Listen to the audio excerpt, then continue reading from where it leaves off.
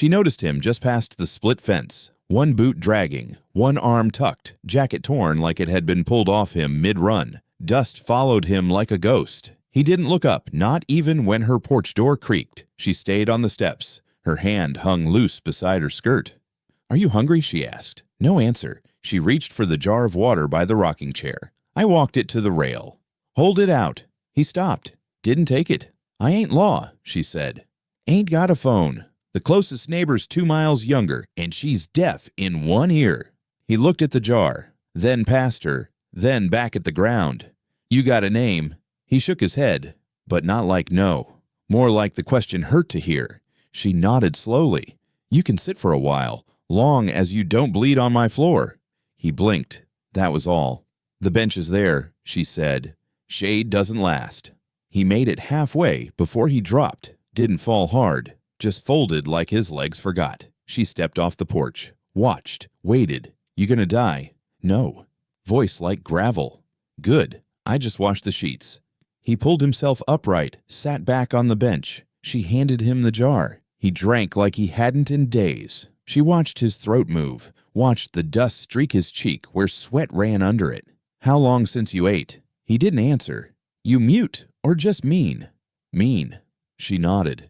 "Good. The world's full of cowards." They stayed quiet. Wind tugged her hair. She didn't brush it back. He stared at the barn. "That's yours." "Was." He didn't ask what that meant. She leaned against the rail. "Are you running from someone?" "I'm walking." "You got the limp of a man who's been chased." He looked down at his foot. "You fixed that yourself?" "What?" "Leg. I saw the bandage. Looks like it's wrapped in blind fury." He didn't smile, but something in his eyes twitched. "Have you ever seen a real doctor?" she asked. "No." "Then don't die on my bench. I got onions and lard inside. Might pass for soup if you're too tired to argue." He didn't nod, didn't speak, but when she stepped inside, he didn't run. That was enough. She didn't ask him to come in, just left the door cracked and set a bowl on the table. When he walked in, he kept his eyes low. She saw the pain in his step. Worse than before. "Sit," she said. "Chair, don't bite." He dropped into it like gravity had teeth. She slid the bowl toward him. "Eat." He sniffed it, then took a slow bite. She didn't sit, just leaned against the counter. "What's in it?" he asked. "Widow food. Whatever, don't rot." "You a widow?" "No." He looked up. She met his stare. "But my house is." He didn't ask. She crossed her arms. "Have you ever killed a man?" His jaw moved, but no words came. She waited. "Once." He said, "You sorry?" "No." She nodded. He took another bite. "Have you ever sewed?" she asked. "What?" "Sew. Like thread and cloth." "No." "My boy did. Hands steadier than mine ever were." She watched his face. Nothing shifted. "He was good at it," she said. "Made quilts like they mattered." He chewed. "I got one hanging over the rail. From old shirts." He didn't speak. "Some folks paint grief. Some drink it." He sewed. He looked at his hands. "You got a son?" she asked. He didn't look up. "Had." "What happened?" He pushed the bowl away. She stepped closer. "You think if you don't say it out loud, it ain't real." His hand curled into a fist. "I buried mine," she said. "Cold month. No priest. Just me in a shovel and 2 feet of frozen dirt." He stood up. She didn't move. "Leaving?" "No." "Good. I ain't done asking." Later he stood on the porch. She watched from inside. His fingers brushed the quilt hanging from the rail.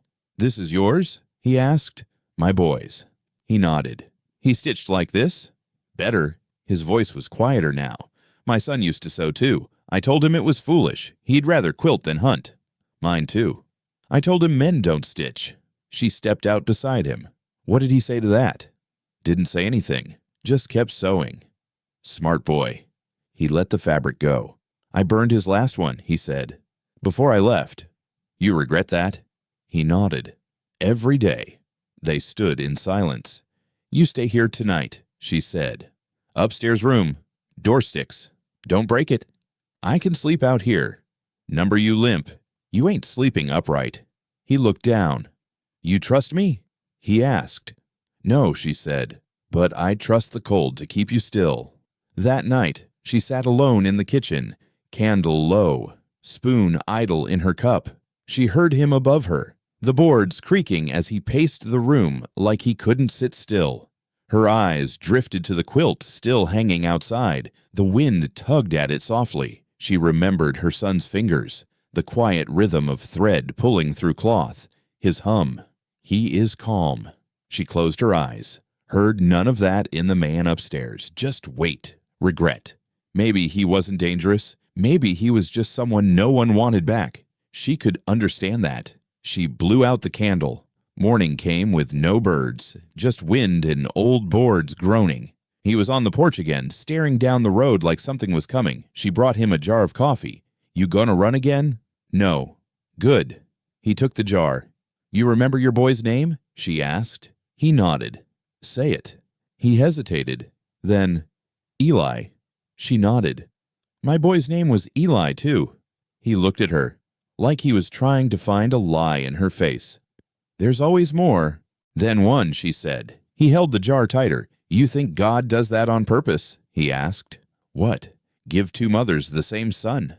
She didn't answer. They stood together, coffee in hand, quilt behind them, and something between them unspoken, but loud, like a thread pulled too tight, and neither one is willing to cut it. She folded it over the rail before the sun rose. Cloth faded, corners soft from too much washing. Red check near the top, yellow plaid by the corner. His old shirts, torn sleeves, oil stains, bits of Sunday collars sewn beside barn dirt. She smoothed the wrinkles with the side of her hand, not looking up. He was already sitting, boots hanging off the porch, shoulders hunched like someone was watching. He didn't say good morning. She didn't ask why. You stitched that? He asked without turning. She didn't answer. She took her time pulling her hands away from the quilt, palms dragging across the threads like maybe she'd hear his voice in them. It was his, she said. Before. He shifted in the chair. Wood creaked. Looks like he wore 'em hard. He lived hard. The wind pushed at the quilt. The red square flapped over the edge like it was trying to climb down. Shearer's boy had one like that, he said. Shearer's boy is still breathing. Doubt it. She sat in the chair beside him. He didn't look at her. I ain't much for fabric, he said. Then don't touch it. He didn't. They stared at the field for a minute. Nothing moved out there but wind and the edge of the world. Have you ever lost somebody quiet? He asked. What do you mean? Like, not taken, not killed, just slipped out of the picture. Plenty. Feels worse, doesn't it? She didn't answer. I thought maybe I'd so once, he said. You? He nodded. I watched my son do it. I wanted to see what it felt like. You try. No. Why not? Felt stupid, she laughed once. Grief looks stupid either way. He looked at the quilt. He liked blues. Your son. Liked a lot of things, but not long enough. Mine liked yellow. Said it was warm. She raised her brow. Boys don't usually say things like that. I told him that once. He stopped saying it after. She watched him now, jaw tight, fingers gripping his knee like he wanted to tear something loose. What was his name? He didn't answer. Boy's name? He looked at her just once. Not today. She nodded. When you're ready. He stood up, limped to the rail, and touched the edge of the quilt, fingers slow, reverent, like a man handling a body. Stitching's tight, he said. It had to be. I didn't want it coming apart when I needed it most. He didn't speak. I made it the week after they put him under. He turned. You sewed that in a week? No. Sleep. No food. Just thread. He stared at the cloth. It's strange, he said. What is? That a person can die, and their clothes outlive them. I keep expecting the shirts to smell like him. Do they? They just smell like a basement and moths. He backed away. Sat again. Does he ever wear perfume? What kind of question is that? My boy did. Not perfume exactly, just something sweet. From the general store. Said it helped with headaches. Mine didn't wear anything like that. Guess they weren't that much alike after all. She looked at him. His face had gone blank again. Eyes sunk somewhere she couldn't follow. You bury him yourself? He blinked. No. Why not? Wasn't there? Prison. He shook his head. War? No. Then where? Too far to matter. She leaned forward. That's what you tell yourself. Or what they told you. Both. The wind picked up. You run long enough. Your feet forget what they're running from, he said, but your gut remembers.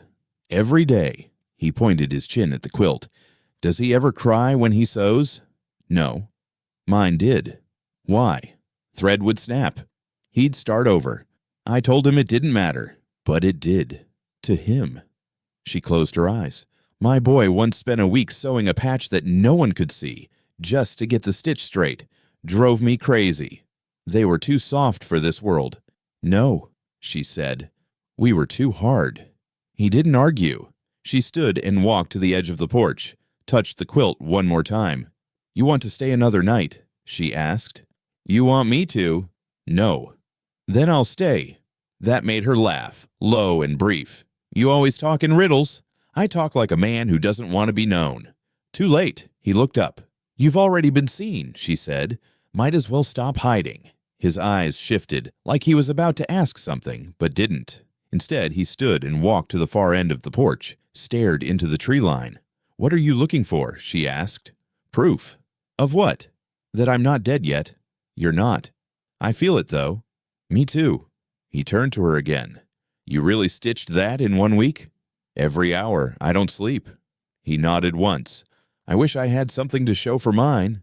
You got a limp. He smiled. That doesn't count. Sure it does. It's proof you crawled through something bad. He leaned on the rail, let his weight sag into the wood. Why do you still hang it out?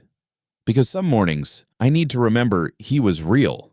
Have you ever thought about taking it down? Only when it rains. He nodded. Makes sense. He looked at the stitches again. My son's thread never held. Hands. Shake? Number mine did. She turned toward him. What happened to his hands? Still and quiet, even after they stopped moving. She didn't speak. He closed his eyes. I used to hear him at night, needle tapping the table, little sighs when he messed up. She stepped closer. You hear it still. Sometimes, when the house is too quiet. This house is always quiet. I know. You think you'll sew someday? No. Why not? Hands ain't meant for softness anymore. Neither are mine, but I still try. He smiled again, less sad this time. Maybe I'll learn, he said. She touched the quilt again. Start with mending. Mending's honest. He nodded. I'll need a needle, he said. I got plenty. They stood there, both of them leaning on the rail, quilting between them, stitching memories, catching the wind like it belonged to the day. She watched his hand. It didn't tremble this time. The sound came slowly. Tires on gravel, engine dragging dust like a tail. She was at the sink, hands in cold water when it reached her ears. Her spine straightened before her breath did. She turned off the tap, wiped her palms on her apron, and stepped to the window. Sheriff's truck. White. Mud splashed across the door. Same crack in the front light from last winter's ice. No siren, no urgency, just the weight of presence. She didn't call out, just walked to the back room and pushed the door open an inch. He was sitting on the edge of the bed, hands still, shoulders locked. Don't move, she said. He didn't. She shut the door softly, walked to the porch just as the sheriff stepped out. Morning, he said. Not yet, she answered. He smiled like he didn't hear it, tipped his hat. Got a minute? She nodded. Suppose. He stopped at the steps, didn't climb. Looking for someone. Might have passed this way. What kind of someone? Male, early 40s, walks with a limp, left a mess 2 towns east. She didn't flinch. What kind of mess? Doesn't matter. His voice dropped. Have you seen him? She shook her head once. No one but the wind and squirrels. You sure? Sheriff, you think I'd lie to you? He tilted his head. Think you might pity someone who doesn't deserve it. She stared at him. You want to check the house? Are you inviting me in? No. He smiled again. Then I won't. They stood there, quiet between them like something leaking. Funny thing, he said. I heard he was bleeding badly. Might have needed shelter. Then I hope he found it. You'd help a stranger like that? Depends. On what? If he deserved it. And how would you know? She met his eyes. I look a man in the face. That usually tells me enough. He clicked his tongue. You've always been stubborn. I have always been alone. He glanced past her at the quilt, same one from his last visit. That your boy's? She didn't answer. He stepped back. If you see anyone, let me know. If I do. Name's Jude, he said. Go by that. Doesn't sound familiar. He nodded slowly, like he didn't believe her but wouldn't fight it. Then he turned, climbed back in, drove off without another word. She waited until the sound faded, until the dust settled. Then she went inside. He was still on the bed, back straight, eyes forward. You heard? She asked. He nodded. He says your name. He nodded again. Jude. Yeah. She crossed her arms. What did you do? He didn't answer. Was it bad? Depends. On what? Who's asking? She sat in the chair across from him. Me. He looked up. His face didn't shake, but his hands did. I left something behind, he said. Like what? Pain. She didn't speak. I didn't kill anybody that didn't have it coming. That ain't the same as being innocent. I know. She leaned forward. You want to tell me what happened? No. All right. They sat there a long time. Then he spoke. You didn't have to lie. Didn't do it for you. Then why? She stood. Because sometimes a house is too empty, and your silence doesn't scare me. He swallowed. I ain't hiding you, she said, but I ain't handing you over either. He nodded. You plan on staying? I don't know. You should figure it out. He looked at her. What if I said yes? Then I'll put more wood on the stove. And if I said no, I'll sew another quilt. He blinked. She turned to the door. Why'd you lie? He asked again. She stopped. He waited. She didn't turn around. Because my son had that same look in his eyes before he left, she said. He didn't ask more. She walked out, left him sitting there, left the door open behind her. The coat was worse than she thought. A split down the side, pocket nearly torn off, blood stiffening the seams. She laid it flat on the kitchen table and pressed her palm over the rip. He stood nearby, arms crossed, back tense like he didn't trust her fingers. Do you want this fixed or not? She asked. He shrugged. I'll burn it when I leave. She picked up the needle anyway. Then it might as well go out looking better. He didn't argue. You gonna stand there or sit? He hesitated, then pulled out the chair across from her. His limp made the movement slow. She threaded the needle, quick and sharp. Years of habit. Have you ever stitched a wound? He asked. Too many. Dead folks or living? Both. He leaned back. Are you always this blunt? No sugarcoating rot. She slid the needle through the fabric. Smooth. Tight. He watched her. You do that to people too. What? Patch what's torn. Not if they bleed all over my floor first. He smirked, but it didn't last. I had a coat like that once, she said, before the winter, after he passed. Your boy. She nodded. What happened to it? I burned it. He looked at the coat. You burn a lot of things. Only what I can't carry anymore. She flipped the fabric, pulled the thread through. He rolled up his sleeve. She caught the motion, paused. Long scars, crisscrossed like barbed wire under skin. You want help with that too? No. Suit yourself. He tugged the sleeve back down. Have you ever gotten cut open by something that didn't want to kill you? He asked. Childbirth, she said. He blinked. Fair? You? Rust wire. Once she kept sewing. Another time, a man with a badge and too much liquor. She didn't look up. You killed him? No. Why not? Didn't have the strength left. She nodded. Are you scared of men like that? He asked. Not anymore. Why not? Because I've buried worse. He leaned forward. Is that a threat? No, she said. That's a fact. He sat back again. Eyes on the coat. You patch this and I still leave. I ain't stopping you. You could. I won't. He was quite a beat. Why help me at all? She tied the thread off, bit the end. He waited. She looked at him. Because I can't bury another man in this soil. His throat moved once. You think I'm dying? He asked. I think you already have, just not all the way. He stood. I walked toward the door. She folded the coat once. Hold it out. He turned back. Take it, she said. He didn't move. Are you afraid it'll fit too well? He stepped forward, took it slow. It still smells like blood, he said. Then don't breathe too deep. He put it on. The sleeve pulled tight over his wrist. She saw him flex his fingers. You're not from here, she said. No. Where then? Somewhere they don't ask questions like that. She didn't press. He looked around. Is this house quiet all the time? Too quiet. I can leave. You keep saying that. Trying to mean it. Try harder. He let out a slow breath. You fix people or push them. Both. Which am I? Depends how long you stay. He nodded once. You got any food? He asked. The stove's still warm. He turned toward the kitchen. She watched the back of him now. Limbs still sharp, shoulders still wrong, but he wore the coat and didn't take it off. The plates were old, chipped at the rim. She set one in front of him, heavy with stew, set hers across from his lighter. He didn't thank her. I just picked up the spoon and started slowly. She sat and didn't touch her food. You gonna eat? He asked. Already did. He nodded once like he expected that. The spoon scraped the bottom. Thick silence between them. She watched him chew, jaw tight, shoulders hunched like he was bracing for something more than heat. You always eat like that, she asked. Like what? Like the food's gonna vanish if you blink. He didn't look up. I ain't used to warm meals. Used to what then? Canned beans. Cold bread. Sometimes nothing. She folded her hands in her lap. There's more in the pot. I'll finish this first. The clock ticked in the corner, the only other sound.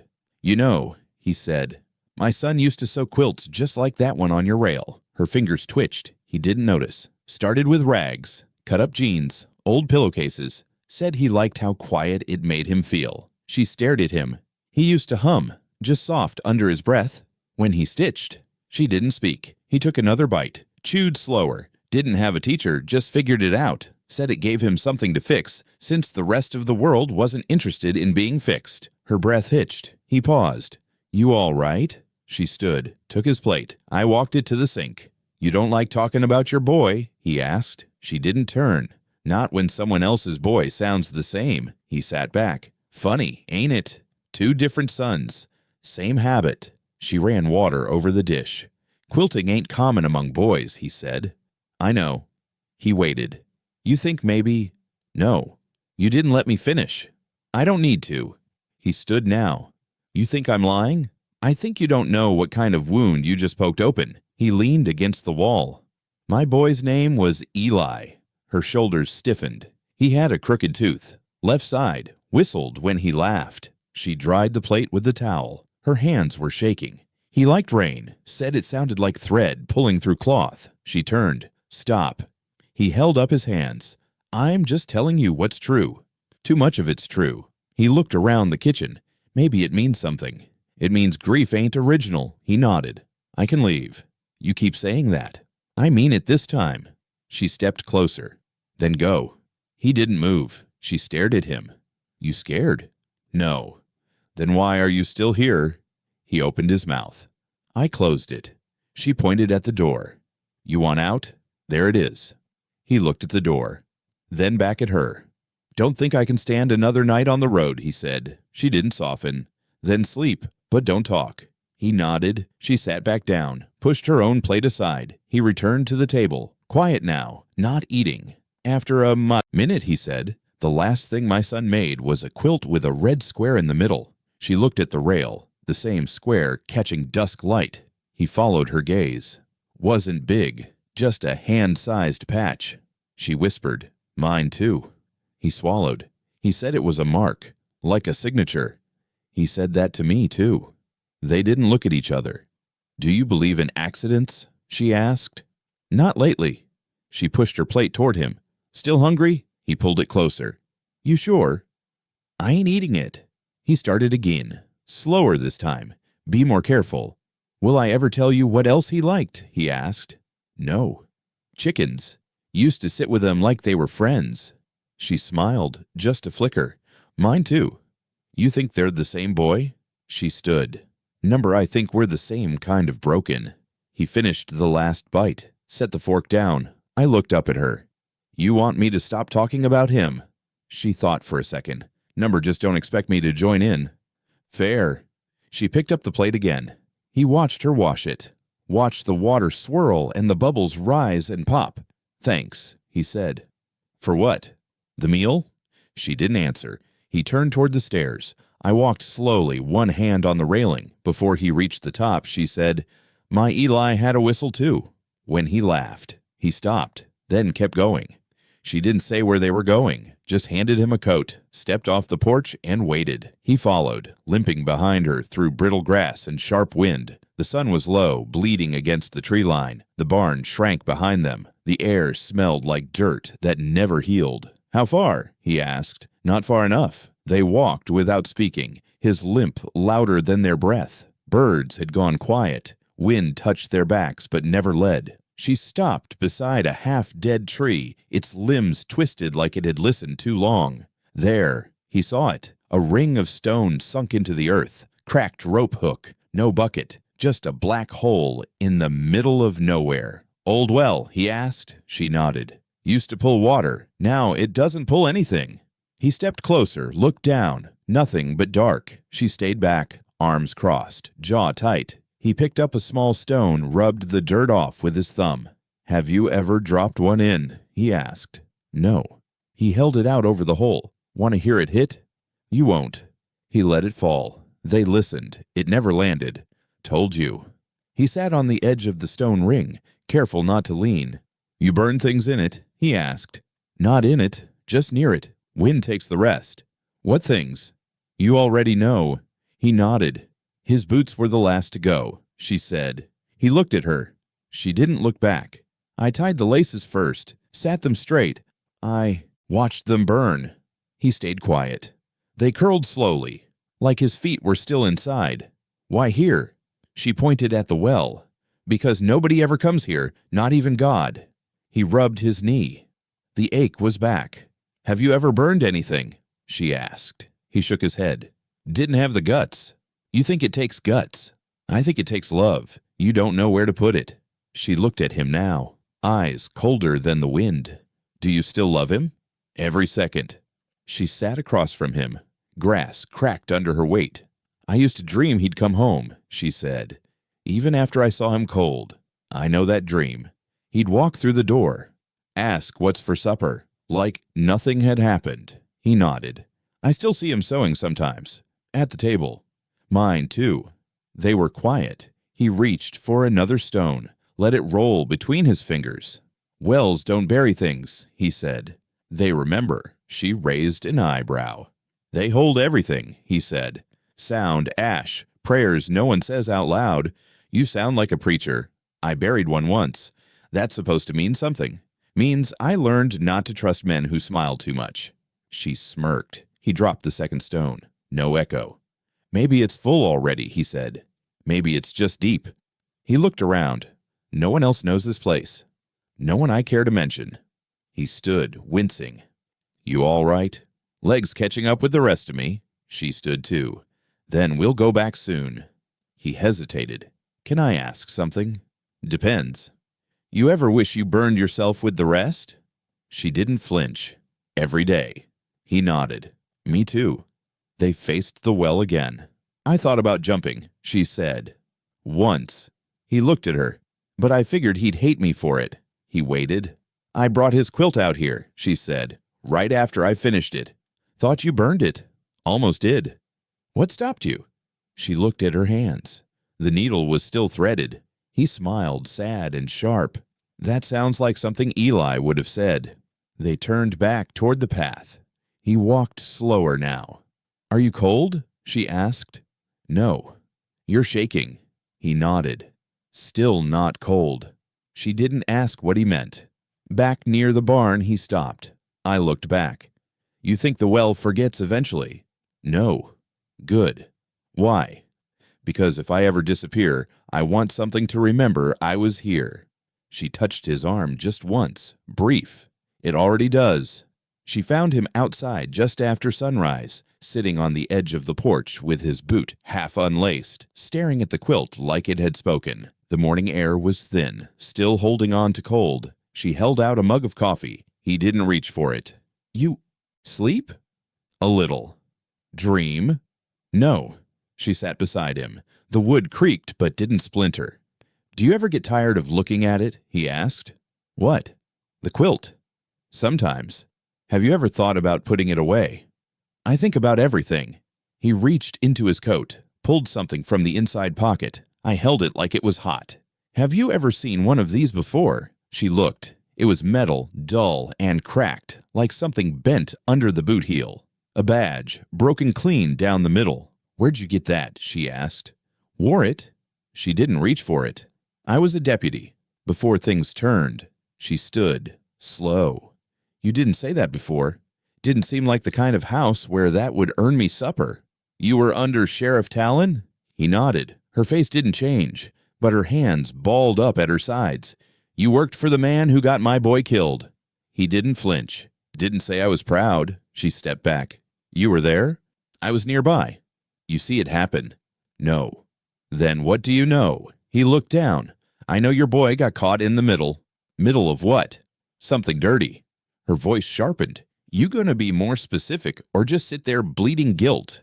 He sighed. The sheriff was running land seizures under the table, kicking out families with forged warrants. Deputies who didn't play along got cut out or killed.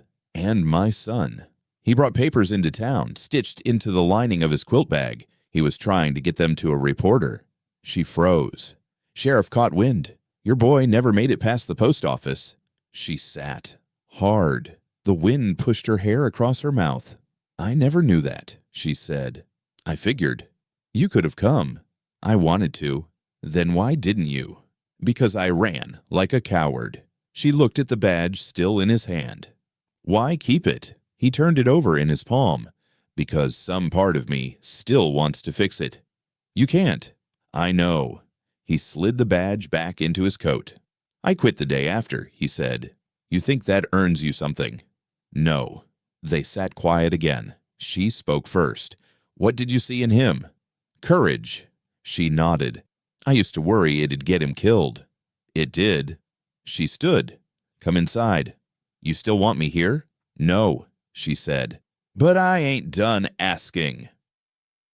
He followed her into the kitchen. The floor moaned under their steps. She pulled 2 chairs from the table, set them face to face. "Have you ever shot anybody?" she asked. "Yes." "Over what?"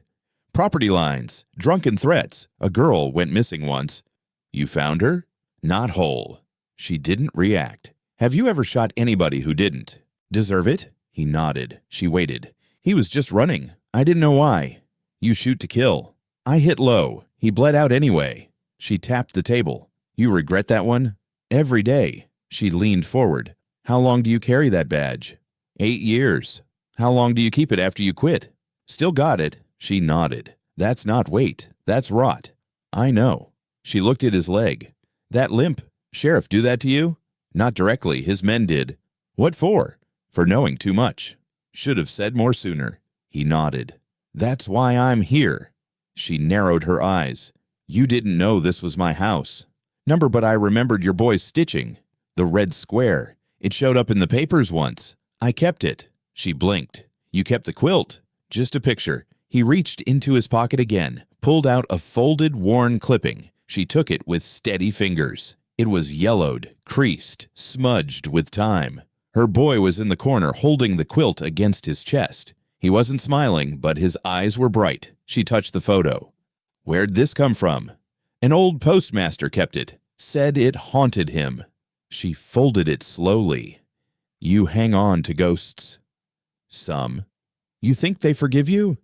"No." She slid the clipping back across the table. "I don't forgive you either." "I don't expect you to, but I might need you." He looked at her. "For what?" "To finish what he started." His hands tightened. "You mean Talon?" She nodded. "He's still breathing." "You want him dead." "I want him to know what he took." He leaned back. "That won't be easy. It wasn't easy burying my son either." He rubbed his knee again. Pain looked deeper today.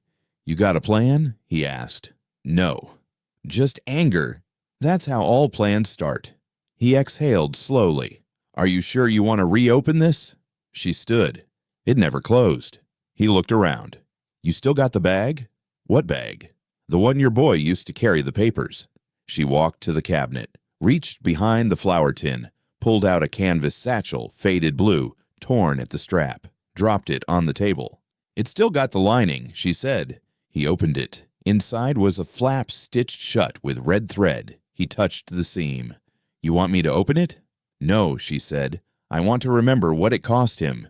He nodded, pulled his hand back. She sat again. You really think there's anyone left who'll speak out? Not unless someone forces them to. She stared at him. Then we make them. He didn't blink. You in? She asked. He looked at the badge again, pulled it out one last time, snapped it in half, laid both pieces on the table. I'm in. She picked up one half, studied it, then set it beside the satchel. You still limp, she said. I still move. That's good enough. They sat together, quiet, hard quiet, but not the kind that pushed them apart. She looked out the window. Storm's coming. He didn't ask if she meant the weather. The fire was small, barely enough to light the porch, but it burned steady. She watched the flames through the glass, arms crossed tight, one finger tapping against her arm like she was counting time. He sat across from her, shirt open at the collar, sock off one foot, soaking it in a bowl of cold water. The skin there was bruised, thick with memory. You always limp this bad at night? She asked. Worse, usually. What makes it worse? Thinking. She poured 2 cups of what passed for coffee, set one in front of him. Appreciate it. You don't have to say that. Still true. She sat down, knees cracking. How'd it happen? He looked at her, not surprised she asked, not ready to answer either. Do you want the short version or the one with blood in it? Give me the one you've been avoiding. He nodded, sipped, winced. There was a man, governor's top hand, went by Kane. Kane? Real name didn't matter, just how many men listened when he talked. And you crossed him. I hesitated. She didn't blink. At what? Following orders. He leaned forward, hands over the mug. They sent us to clear out a ridge house. Said it was squatted, run by radicals. No papers, no warrant, just fire in their eyes. Her jaw clenched. My family lived there. Old man, 2 daughters. Nothing radical about them, just stubborn and poor. She looked at the fire now. Not him. I told Kane it wasn't right. He smiled. Hit me in the leg with a fence tool. Broke bone, tore muscle, left me in a ditch. You get back up? It took a while. You tell anyone. Sheriff said not to make noise. She nodded slowly. Same sheriff who buried my boy. Same badge, same silence. The wind pushed against the windows. Neither one moved. You're limp, she said. Ain't from a fight. It's from obedience. He looked at her. That's fair. She stood, paced once, then sat again. They said my son was seen carrying documents, sealed letters, whispered names. He watched her carefully. I asked where he got them. Nobody answered. They came from me. She looked up. I slipped them to him. I didn't know his name then, just that he stitched quiet and walked carefully. She stared. I told him to take them to the paper in Gray Hill. He nodded. Didn't ask why. You sent him into fire. I know. He trusted you. I know. Her hand trembled. She steadied it against the mug. You didn't follow. I was caught, held for 3 days. By the time I got out, your boy was already gone. She said nothing. I came here after, he said. Didn't know it was you until I saw the red square. You see it in court papers? In the photo, he said. Folded into the lining. She stood again. I walked to the fireplace, threw in a piece of wood. I watched it and caught it. Do you remember his face? She asked. Every line. Do you remember his voice? He nodded. What did he sound like? Like thread moving through cloth. Her breath hitched. He saw it, but didn't mention it. Have you ever said his name? She asked. Only to myself. She turned. Say it now. He didn't move. Say it. Eli. She walked back. Saturday didn't look at him. You want revenge. I want reckoning. Same thing. No, she said. Revenge is fast. Reckoning slow and cold. He nodded. You think the governor remembers your limp? She asked. No. You think he'd recognize Eli's name? No. She leaned forward. Then we remind him. He looked at her, the way men look at a rifle before they touch it. I got papers, she said. Old names, old bribes, stuff Eli hid in the attic. I didn't have the stomach to burn. You sure? I read them every winter, like a prayer. He leaned forward. Governor's up for re-election. I know. Means he's scared. Good. He reached into his coat, pulled out a photo. Not of Eli. Of Kane. smiling with the governor beside a field of graves. "You keep that to remind yourself," she asked. "I keep it to remember who's next." She took the photo. "Hold it to the light. Have you ever shot a man at close range?" he asked. "I've buried 3. Does that count?" He smiled. "First time all night. You got a plan?" "I got a motive." He nodded. "We start with names," she said. "Then what?" "Then we show them we remember." He leaned back. "That scares them more than bullets." "Good." She took a piece of paper from the drawer. I folded it twice, set it between them. "That's the list?" "Start of it." He picked it up. "Read the first name." His mouth hardened. "Still breathing?" "Last I heard." He folded it again, tucked it in his pocket. "You got a weapon?" She opened the drawer again, laid a pistol on the table. "No rust, no dust." "I never fired it." "Then we teach you." She looked at him. "You think I won't?" "No," he said. "I think you already did, just not with bullets." She stood. "Tomorrow we go to town." "Is that safe?" "No," she said. "But nothing is." He rose, slow from the leg. "Are you ready for this?" "No," she said. "But I was born for it." He smiled again, smaller this time. She reached for the mug, poured the rest down the sink. "Storm's coming," he said. "I know," she said. "We'll meet it halfway." They didn't speak as they climbed. The path curved behind the barn through brittle grass and brush bent by years. She moved steadily. He followed slower, favoring the bad leg. She didn't wait. He didn't ask her to. When they reached the top, she stopped beside a crooked fence post, half rotted, leaning inward. The hill was small, but high enough to see the land break open below. A dozen spots dotted the slope, each marked only by shape and memory. The grass grew thinner there, as if the soil had never healed. He caught his breath. "Is this it?" She nodded. "Best view on the property, but nobody visits." He looked at the ground. Some of the mounds were soft, others sunken, like the dead had changed their minds halfway down. "You bury him yourself?" he asked. "Yes." "No preacher?" "No noise." He looked around. "Which one's his?" She stepped to the edge of a patch where the grass grew patchy and gray. She pointed but didn't speak. He stood beside her, took off his hat. "Hold it low." "Eli." She nodded. He stared at the dirt. "It's a good name." She whispered. "He was a good boy." Wind moved around them like breath. "I wish I'd met him sooner," he said. "I wish I never let him leave." "You blame yourself every day." He turned away from the grave. "I don't even know where mine is buried." She looked at him. "They said ditch, east side of the valley. Unmarked, no stone?" "No words." She crouched, touched the earth lightly with her fingertips. "What was his name?" she asked. His jaw clenched. "Nathan." She whispered it again. "Nathan." Didn't think I'd hear it again. She touched her son's grave, then the earth beside it. "This spot's still soft," she said. He looked down. She didn't move. "If you ever want to bring him here," his voice cracked. "You sure?" She nodded. "There's enough grief in this hill to welcome another." He wiped his eyes. I looked away fast. "You tell him stories?" she asked. "When he was young." "What kind?" "Ones where the good guys win." She gave a weak smile. "Eli liked stories too." "You read to him." "Number he read to me. Said I made too many mistakes with words." He laughed. Quiet. Nathan said the same.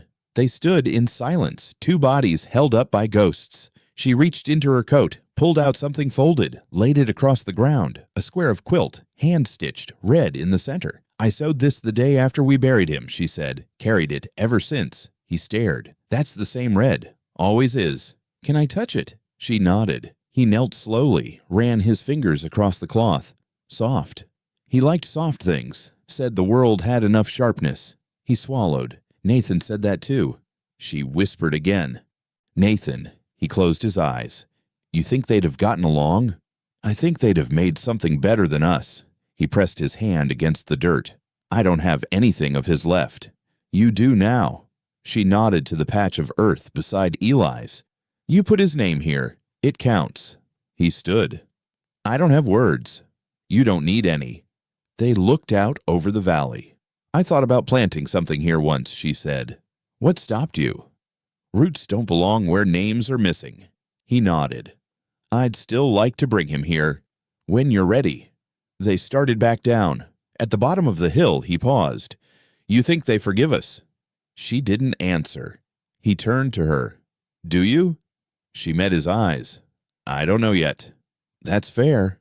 As they walked, she said it again, quiet, soft as breath. Nathan. He didn't turn, but he walked straighter after that. She unlocked the barn just after dusk. The door dragged across dirt and splinters. He followed, lantern in hand. The air inside was heavy with dust and oil. Quiet settled like a blanket. Why here? He asked. Too many memories in the house. He stepped in.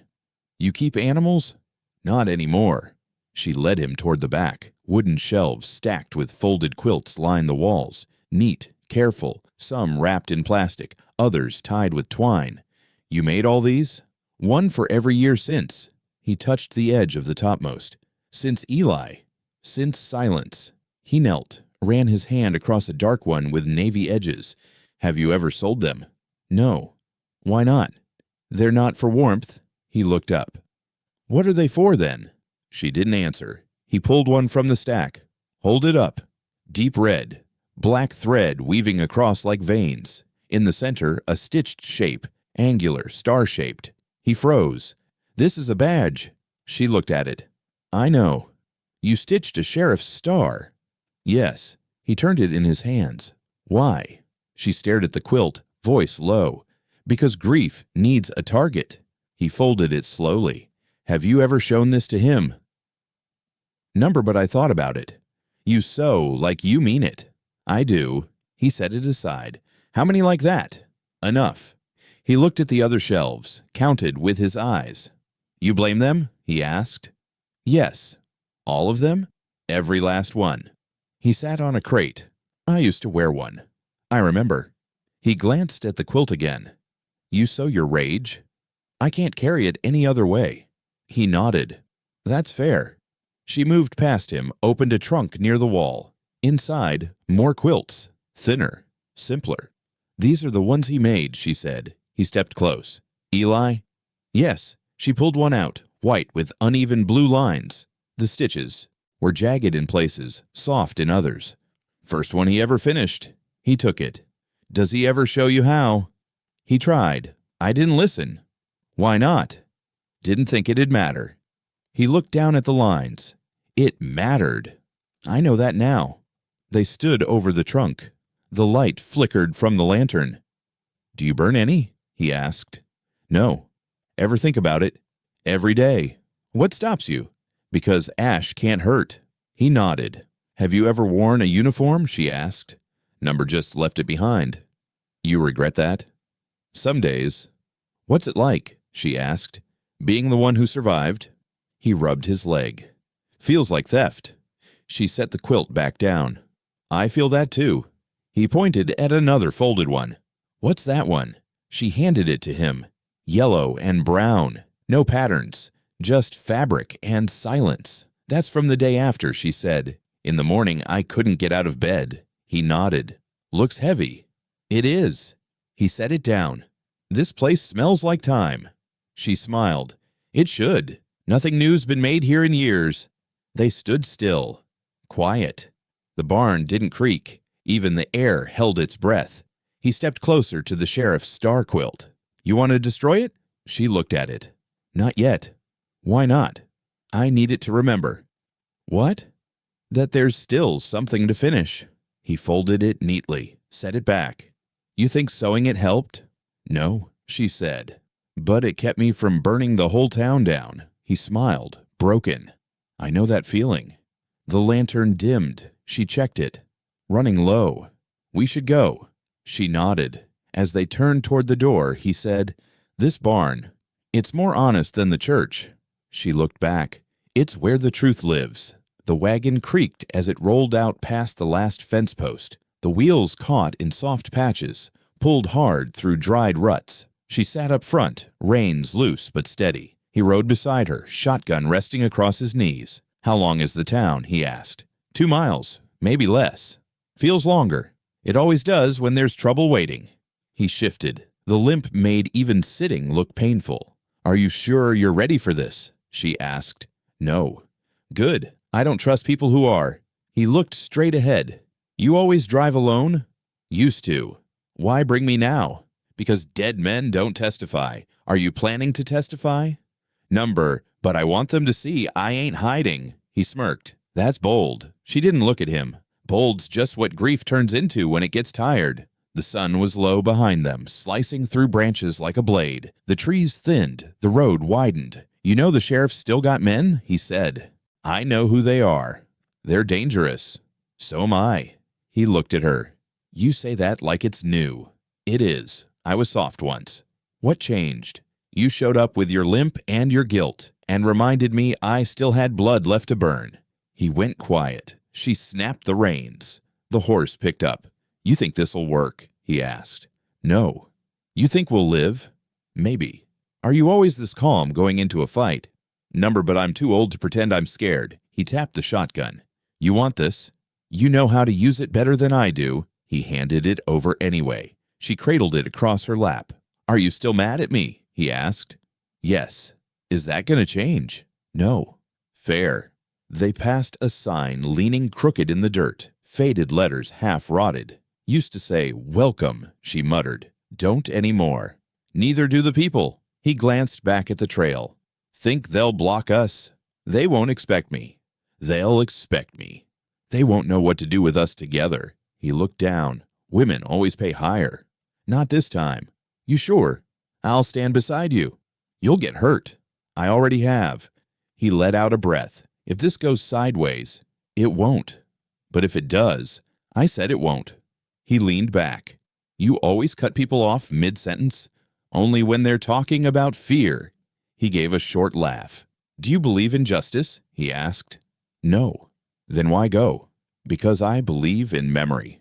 He nodded slowly. That's heavier. I carry heavy things. I can tell. The town appeared in the distance, just rooftops at first, a church spire, then the water tower, then the dirt lot where men used to sell corn before the drought came. You want to say it out loud? He asked. What? Why are you really doing this? She gripped the reins. Because Eli didn't get to finish what he started. And you think we can? No, she said, but we can scare the ones who thought they won. He watched her face. It didn't flinch. Have you ever killed a man? He asked. No. You ready to? Yes. He believed her. The wagon creaked again. Slower now. The road narrowed between two weather-warped buildings. You know who'll be waiting?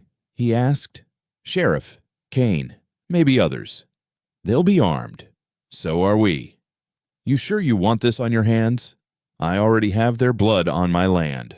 Might as well finish the job. He shifted. You talk like you got nothing left. I've got his name. That's enough. They passed the old jailhouse. The windows were boarded, but the door still swung open in the wind. Are you nervous? She asked. No. Liar. He smiled. They rolled into the square, empty at first glance, but she saw movement behind the curtains, a glint behind a window. They see us? He asked. They've been seeing us. She pulled the horse to a stop. The wagon creaked one last time.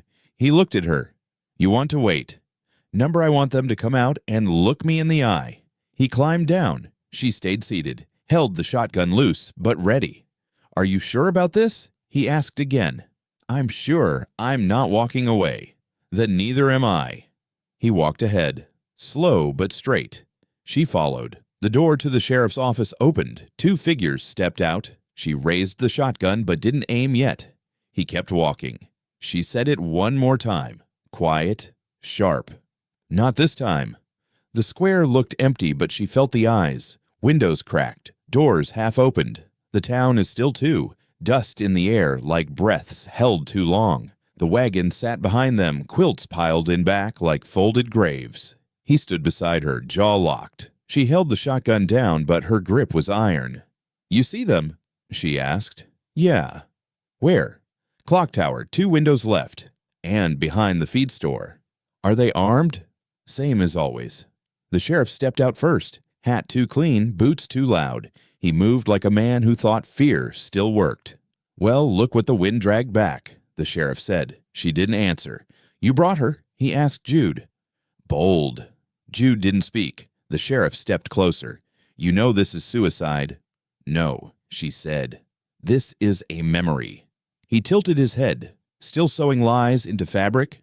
Are you still stitching blood into soil? The sheriff smirked. Does she always talk this much? Only when death's listening, Jude said. A second man stepped out behind the sheriff. Kane. Hair shorter, scar on his cheek like a crooked grin. Still the same eyes. Cold, slow.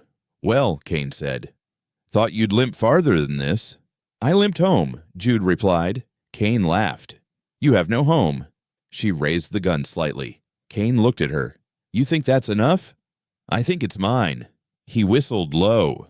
3 more men emerged from the store, from the shadows, shotguns in hand, not raised, not yet.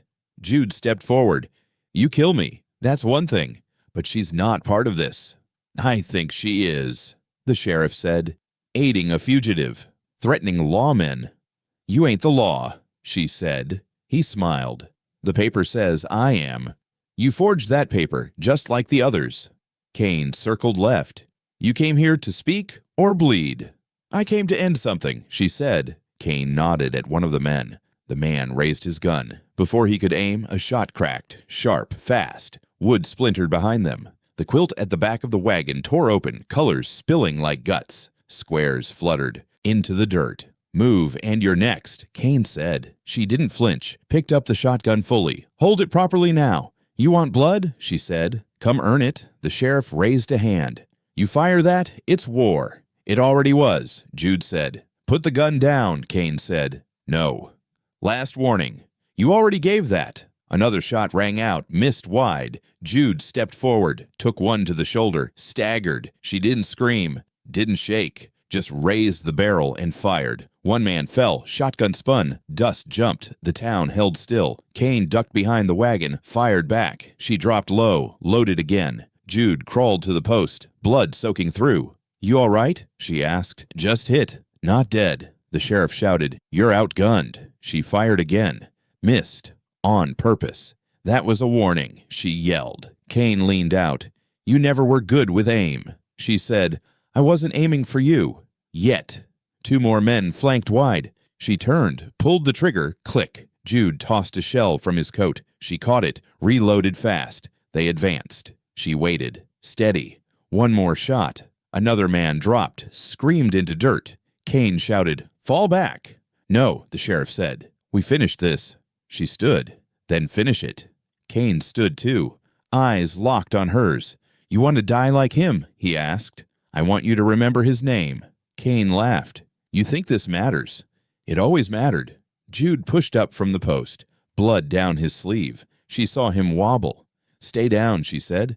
No. He stepped forward. Kane. Kane turned. What? You crippled me. I should have done more. You did enough. He raised his gun. Shot Kane once in the chest. Kane dropped. 2 men ran. 1 stayed. Hands up. The sheriff backed up. We didn't mean... She stepped forward. You did. He tripped. Fell back against the dirt. She stood over him. You remember Eli? The sheriff nodded. It wasn't me. It was your silence. I didn't order it. You let it happen. He reached for his gun. She raised hers. Fired. Silence dropped heavier than the dust. The last man still standing dropped his gun. She turned to Jude. He was down again, breathing, barely. She knelt, held his hand. You good? She asked. Hurts.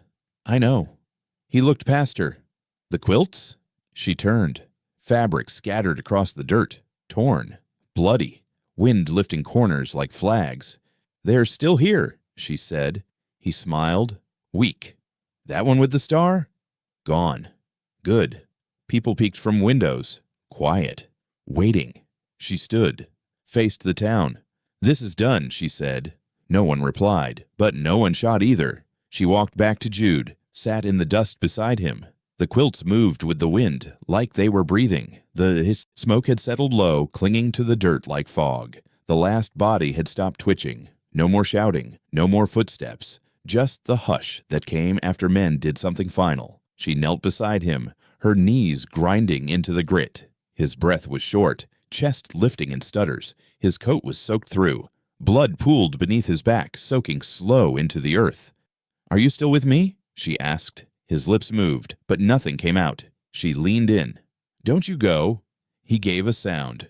Could have been a cough. Could have been a laugh. "You hear me?" she asked. "You don't get to die yet." He blinked, slow. "Hurts." "I know." She looked back at the wagon.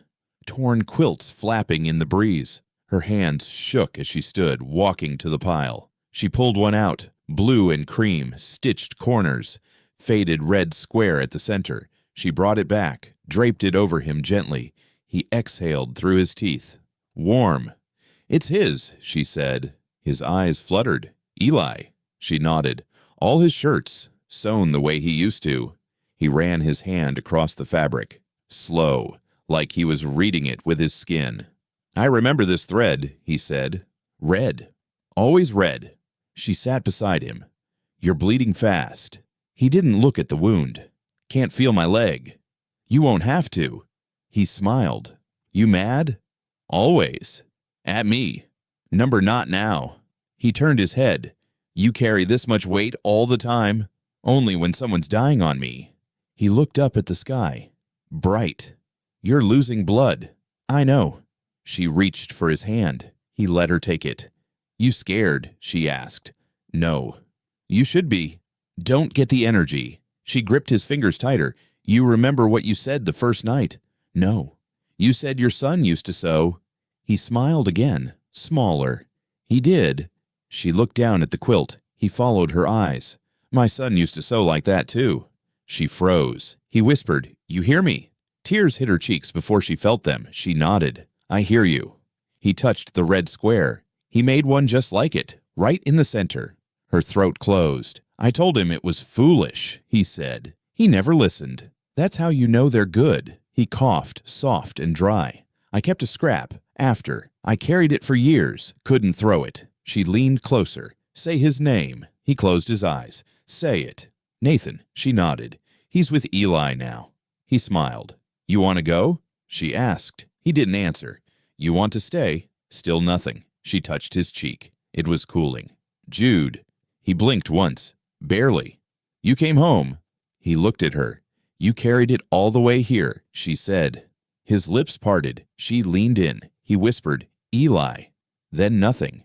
No breath. No sound. No more pain. Just the quilt rising soft in the breeze, stitched from a boy who believed in color, and now covering a man who finally remembered. She sat beside him, hand still in his. The others watched from the windows, from the shadows, but no one came close. She stayed until the light shifted, until his fingers turned still, until the name faded from the wind. She dug before the sun came up, bare hands at first, then the rusted spade. The hill was quiet. Not even the wind moved. It didn't take long. The ground here had already been softened once. She worked slowly, careful, measured. She stopped only to press her palm flat to the dirt. "I'm not doing this again," she told the earth. So make room. By mid-morning, the grave was ready. She wrapped him in the quilt, the same one she laid over Eli years ago when no one came to help her carry the weight. She didn't cry. She'd done that already, in the barn, in the smoke, in the silence after his last breath.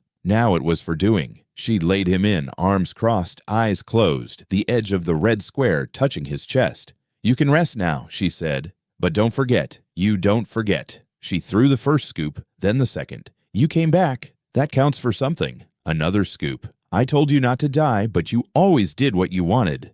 Another. "I should be angry, but I'm just tired." She kept going until the dirt smoothed out above him, until there was nothing left to cover, just shape and silence. Then she sat beside the grave, knees bent, arms folded. "You're next to him now. Eli's here. Maybe you two will talk. Maybe you won't." She reached into her coat, pulled out a single button. It had come loose from Jude's coat in the wagon, snapped during the ride into town. She buried it at the head of the grave. "No stone," she said, "but you'll be remembered." She stood. I looked at both graves. "You're stitched together now. One red thread, two names." Then she turned and walked back down the hill. The barn door creaked louder now. She didn't fix it, let it cry as she passed through. She lit the lamp. Yellow light flickered across the fabric piles. She pulled the sewing kit down, sat in the chair. I opened the box. His shirt was there, torn, frayed, stained. The last one he wore, Beside it, Eli's, softer, smaller, but the same type of collar. She spread the pieces on the table, lined them edge to edge. The needle felt heavier than before. Her fingers are slower. She didn't speak. Not at first. Then, I'm not doing this for beauty. She pulled the first thread through, tight. This ain't for warmth either. Another. This is so I remember what silence costs. The needle slipped once. Draw blood. She didn't stop. The red mixed with the cloth. She sewed it in. I should have burned it all. Stitch. I should have walked away. Stitch. But I didn't. You didn't. That counts. The fabric trembled. Her hands ached, but she kept going. She stitched the left side of Jude's shirt to the right sleeve of Eli's, seam crooked, unforgiving. You both were stubborn. That's what got you killed. Stitch. You both saw something worth protecting. Stitch. I never told either of you how proud I was. She paused. Too late now.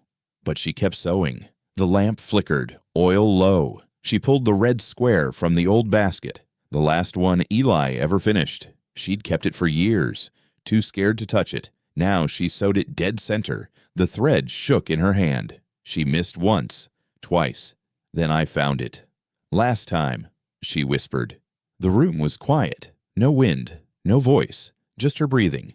The needle pulled, the thread whispered. She didn't look up, didn't blink, didn't stop.